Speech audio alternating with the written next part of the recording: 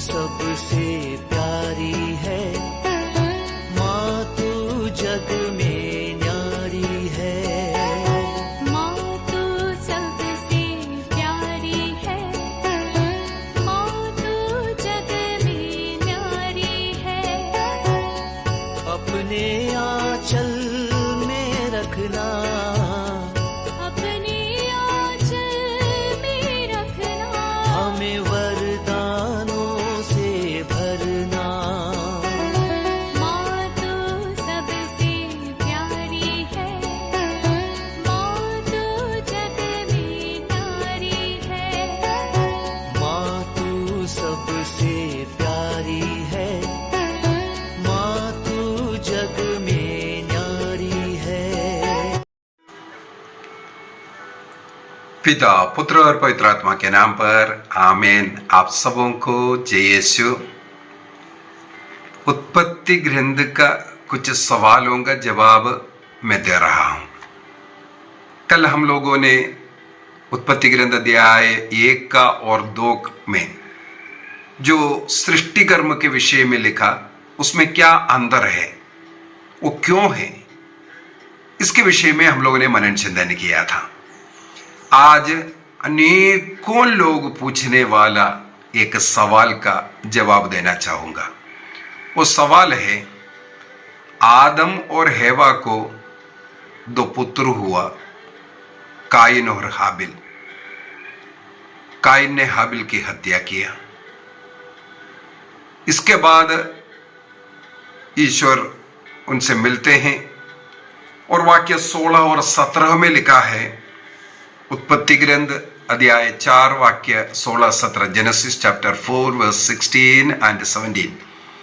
इसके बाद काइन प्रभु के पास से चला गया और अदन के पूर्व में नोद देश में रहने लगा। 17वां वाक्य, काइन का अपने पत्नी से संसर्ग हुआ, वह गर्भवती हुई और उसने हनोक को जन्म दिया।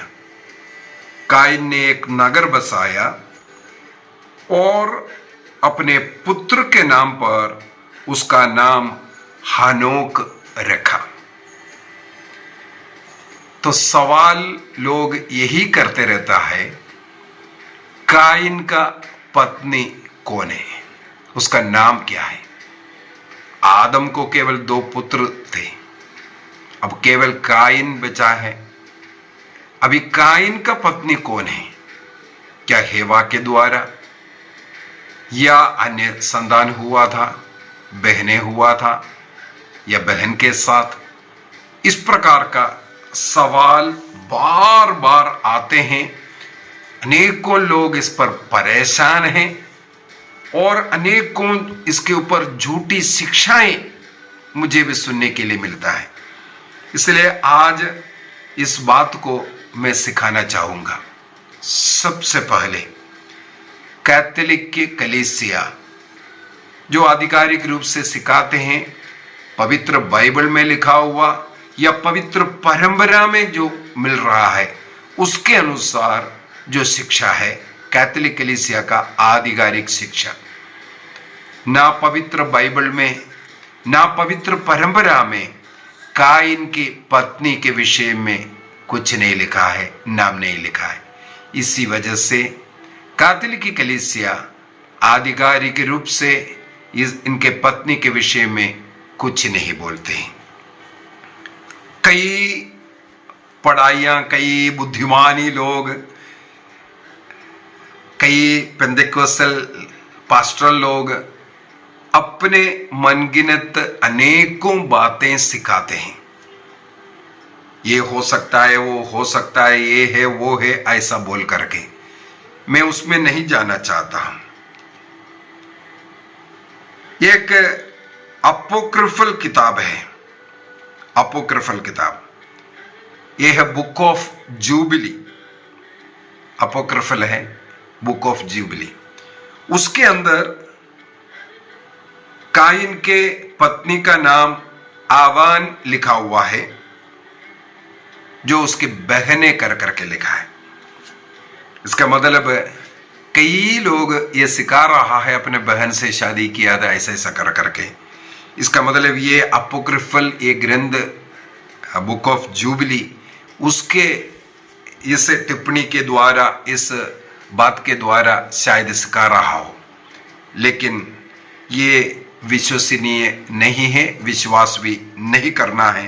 कैथोलिक कलीसिया इस प्रकार का शिक्षा नहीं देते हैं।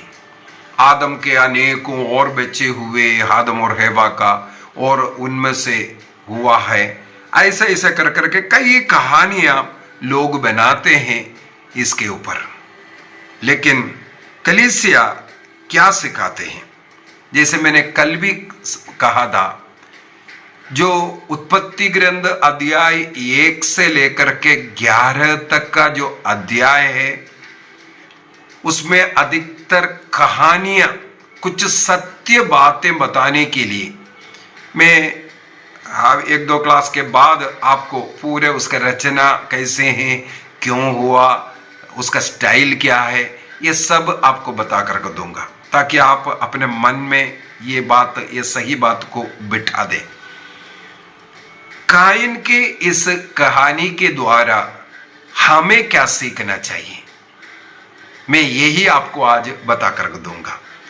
कायन की पत्नी क्या था, कौन था, कितना बच्चे हुए, वो हमारे लिए उतना ज्यादा बात नहीं है।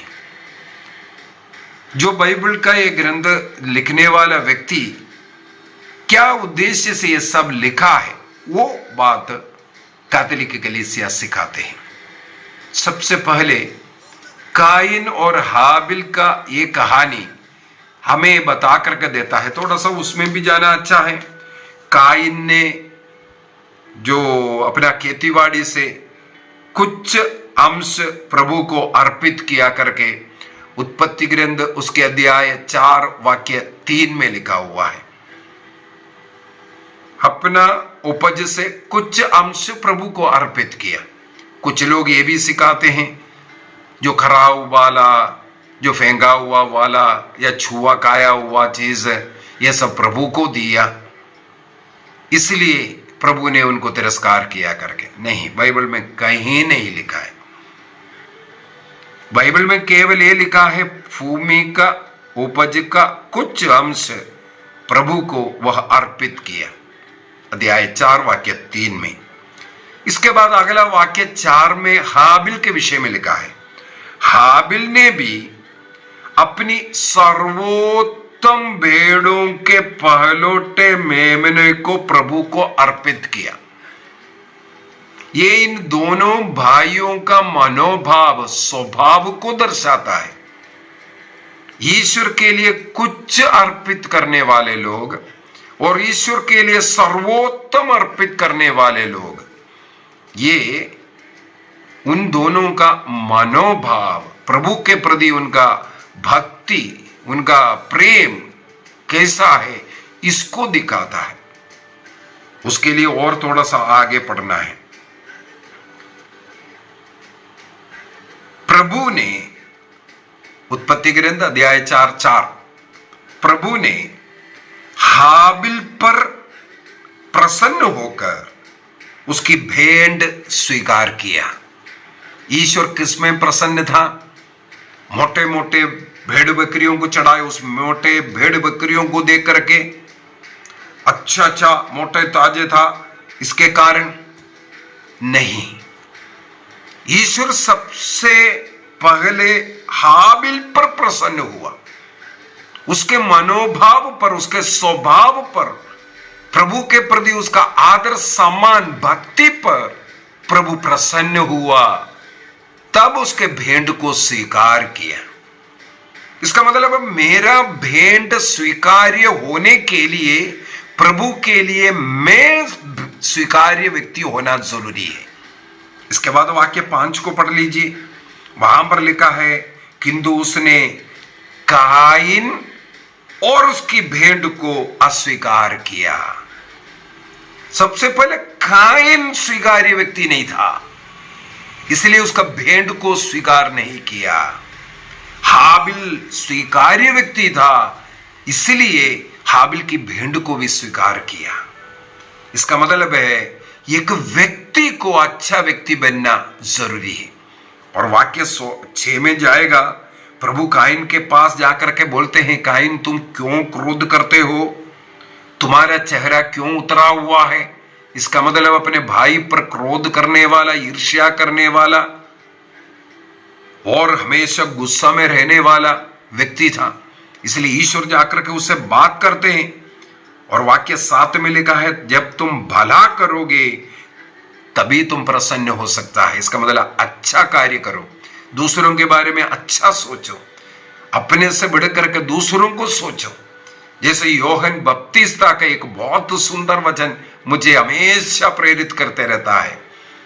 योहन का सुसमाचार अध्याय 3 वाक्य 30 में, जॉन चैप्टर 3 वर्स 30 में लिखा है, ईसा मसीह के विषय में उनके शिष्य लोग आकर के कहते हैं, जिसको तूने बपतिस्मा दिया था आजकल वो बपतिस्मा दे रहा है, सब लोग उसके पास जा रहा है, आजकल आपके पास कोई नहीं आ रहा है।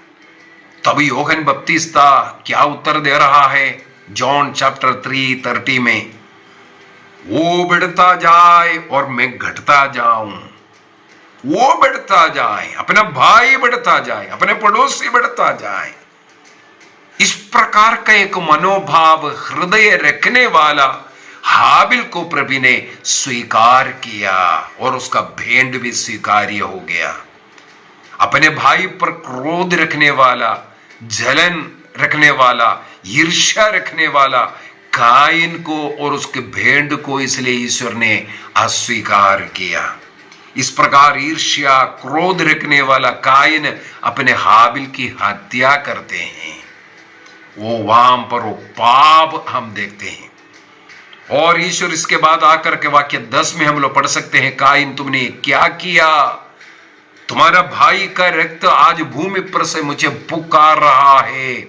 ईश्वर को पुकारने वाला सबसे पहला पाप बाइबल में यही लिखा हुआ है, अपने भाई का निर्दोष रक्त बहाने वाला काइन का पाप। इस प्रकार का पाप से, इस प्रकार का मनोभाव से हमें दूर रहना है। हाबिल के समान ईश्वर को स्वीकार्य जीवन हमें जीना है। एफेसियों का पत्र दिया है 5 वाक्य 10 में लिखा है, आप ये पता लगाते रहो कि ईश्वर को कौन सी बातें प्रिय है। ईश्वर को प्रिय बातें करने वाला, ईश्वर को जो अच्छा लगता है इस प्रकार सोचने वाला, उस प्रकार का कर्म करने वाला, उस प्रकार दूसरों के साथ व्यवहार करने वाला व्यक्ति हमें बनना है। तब ईश्वर के सामने हम स्वीकार्य बनेंगे। काइन का जीवन हमें यह सिखाता है। बाइबल के अंदर काइन के विषय में इसलिए लिखा है ताकि काइन का पाप, उसका मनोभाव और ईश्वर आता हुआ, ईश्वर मुक्तिदाता कैसे उसको बचाता है और उसके वंश कैसे बढ़ता है, इसके विषय में बताने के लिए इस काइन की कहानी लेके आया। इसलिए हमें जिस मुद्दे को पकड़ना है, जिसे पकड़ने से हमारा मुक्ति संभव है, प्रभु यीशु मसीह को हम जहां पा सकता है, उसी को पकड़ें। उनकी पत्नी वो था, ये था, बहन था, माँ था, पता नहीं क्या क्या कहानियां बना रहा है, ये हमारे लिए उतना अनिवार्य नहीं है। इसीलिए बाइबल के अंदर उन बातों को या ट्रेडिशन में उन बातों को उतना महत्व नहीं दिया है। इसलिए उसको नहीं, जिस चीज को हमें पकड़ना है उसी को हम पकड़ेंगे। आइए हम अपने आंखें बंद करें। काइन के इस जीवन से हमें भी कुछ सीख मिले। हाबिल के समान ईश्वर को स्वीकार्य व्यक्ति बनकर रहने का निर्णय करें। काइन के समान क्रोधी, दूसरों की निंदा, दूसरों की बुराई चाहने वाला नहीं। वो बढ़ता जाए और मैं घटता जाऊं, अन्य लोगों के उन्नति में, अच्छाई में आनंदित होने वाला हमें बनना है। सबों के साथ मेल मिलाप में रहने वाला हमें बनना है। ईश्वर को प्रिय बनकर रहने के लिए जो कुछ हमें करना है वो करने के लिए हम तैयार हो जाएं। प्रभु हम सबों को, अपने जीवन को आशीष प्रदान करे। हमारे परिवार में, हमारे सारे ज़रूरतों में प्रभु सदा हमें आशीष प्रदान करता रहे। पिता, पुत्र और पवित्र आत्मा के नाम पर आमीन। आप सबों को जय यीशु।